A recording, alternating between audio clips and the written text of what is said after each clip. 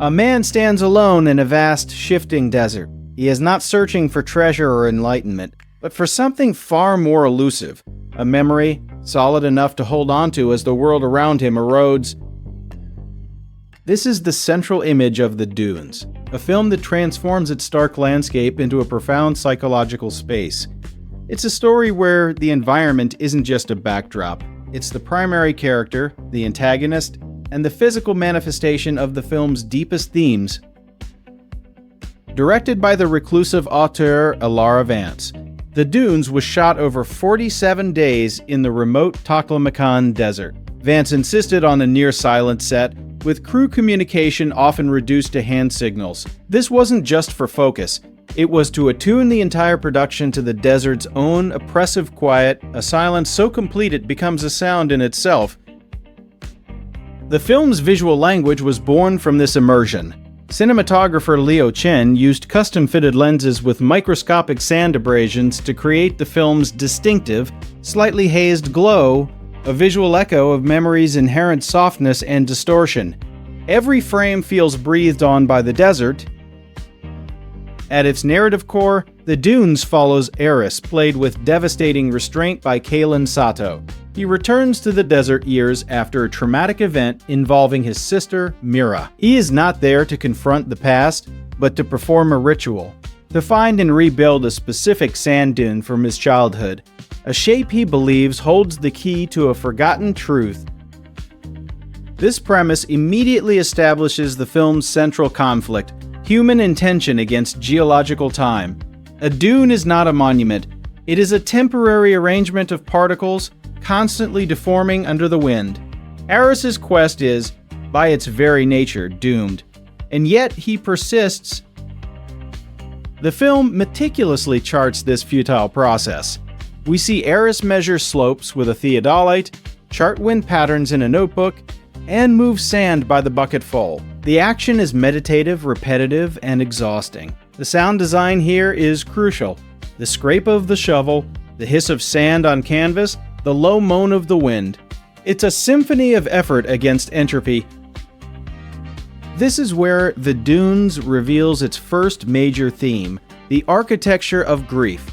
Eris isn't just building a dune, he is attempting to reconstruct a moment in time. His meticulous, almost scientific methodology is a desperate coping mechanism, a way to impose order on the chaotic, senseless nature of his loss. The sand becomes a metaphor for memory itself, seemingly substantial in the moment, but impossible to fix in a permanent form. Vance cleverly uses the desert's duality to deepen this theme. It is both an empty void and a recording device. Scenes of Eris working are intercut with fleeting, non-linear glimpses of the past, Mira's laughter swallowed by the wind, the imprint of a body in the sand, a toy buried and half revealed. The desert hasn't erased the past, it has absorbed it, holding these fragments just below its surface, waiting for the right wind to expose them. The film's most powerful sequences occur not in dialogue, but in observation. A long, static shot of Eris asleep, as a night wind slowly undoes a day's work. A close-up on his hands, raw and cracked, sifting through identical grains. These moments argue that true understanding often resides outside of language, in the physical and the sensory. Eris's isolation is punctuated by brief encounters with a nomadic geologist, played by Samira Weir. She serves not as a romantic interest or a guide, but as a contrasting philosophical voice. Where Eris sees shapes with personal meaning, she sees aeons of geological process. Her perspective doesn't diminish his pain. Instead, it contextualizes it within a vast, uncaring timescale, making his personal struggle feel both tragically small and universally human. The film's climax is a masterpiece of subtlety. After a storm, Aras finds his constructed dune utterly gone, reshaped into an entirely new form, but in its new curve, he sees, or believes he sees, the silhouette of his sister.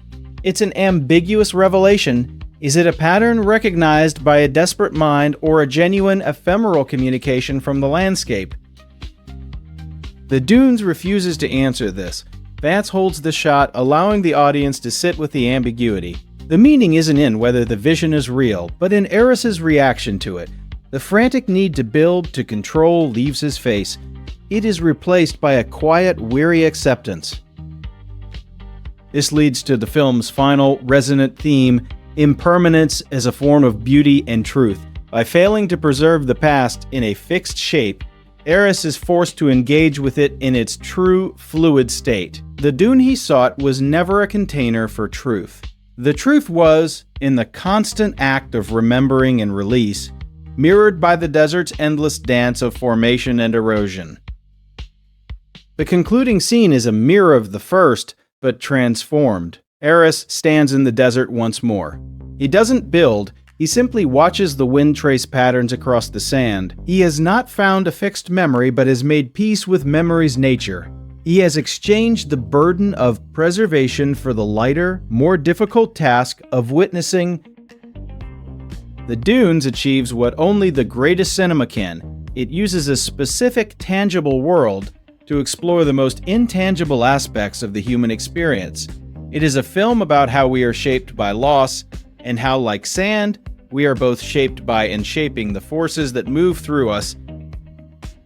It offers no easy catharsis, no dramatic revelation.